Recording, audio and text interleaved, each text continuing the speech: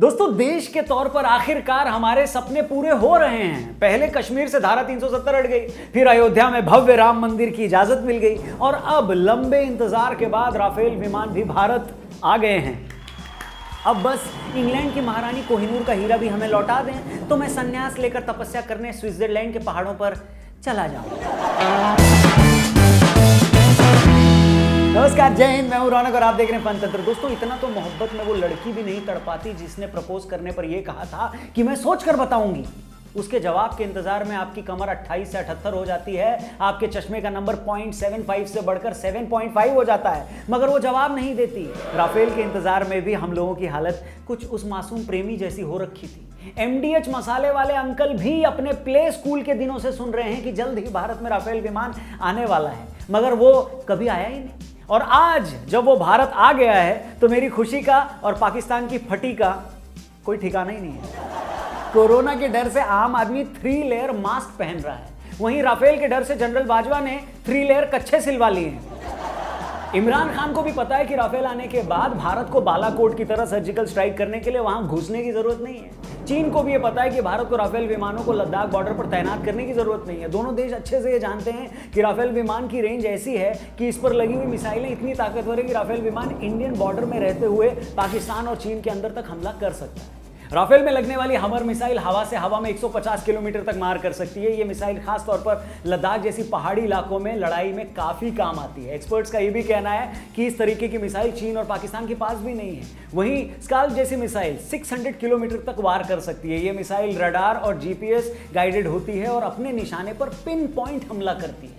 ये ऐसे ही है जैसे बम के ऊपर किसी का एड्रेस लिखकर उसे उसके घर कुरियर करवा देना। ये ऐसे ही है जैसे आप बिना किसी के घर में घुसे अपने ही घर पे बैठे बैठे उसे झापड़ मार दें और झापड़ खाने वाला सोचता रह जाए कि यार ये कौन मार गया।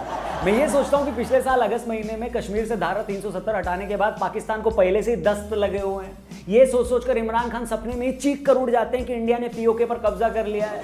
अब जब राफेल विमान फाइनली भारत में आ गए हैं तो उनकी सलवार के बचे कुचे टांके भी उधड़ गए होंगे, मगर इमरान खान को घबराने की जरूरत नहीं है। अभी ऐसे सिर्फ 5 विमान आए हैं, 31 और आने हैं और जब तक वो नहीं आ जाते तब तक वो पाकिस्तान के लिए नया विमान न सही कम से कम अपने लिए कुछ नई सलवारें तो सिलवा ही सकते हैं।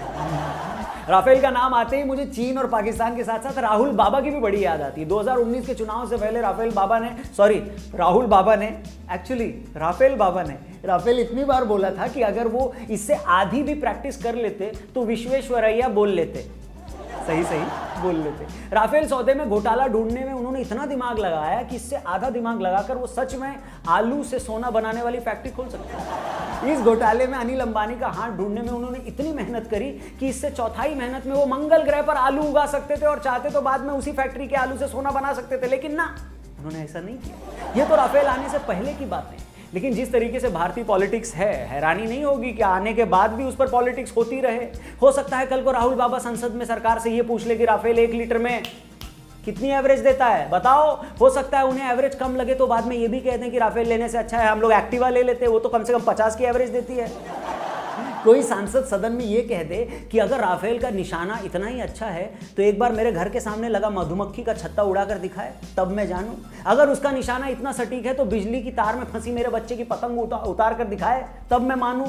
हो सकता है कोई विपक्षी नेता सरकार को समर्थन देने के एवज में अपनी लड़की की शादी के लिए राफेल को उधार पे न मांग ले। ये सब तो मेरा अंदाजा है, मगर कुछ भी हो सकता है मेरी जान, आखिर ये है हिंदुस्तान। लेकिन मैं नेताओं से गुजारिश करूंगा कि अब जब राफेल भारत आ गया है तो उसे भगवान के लिए अपने हाल पर छोड़ दो और उसे पाकिस्तान और चीन पर फोकस करने दो। उसके नाम पर पॉलिटिक्स करके उसको डिस्टर्ब मत करो, क्योंकि याद रखना राफेल हवा से हवा में नहीं, हवा से जमीन पर भी वार करता है। इसलिए ज्यादा चू चपड़ की तो तुम भी, और हाँ इमरान खान, तुम तो नई सलवारें सिलवा ही लो, अभी बहुत सारे टांके उधड़ने बाकी हैं। बाकी ये वीडियो कैसी लगी कमेंट करके ज़रूर बताना, लाइक ज़रूर करना, चैनल को ज़रूर सब्सक्राइब करना, अपना ख्याल रखना। जय श्री राम।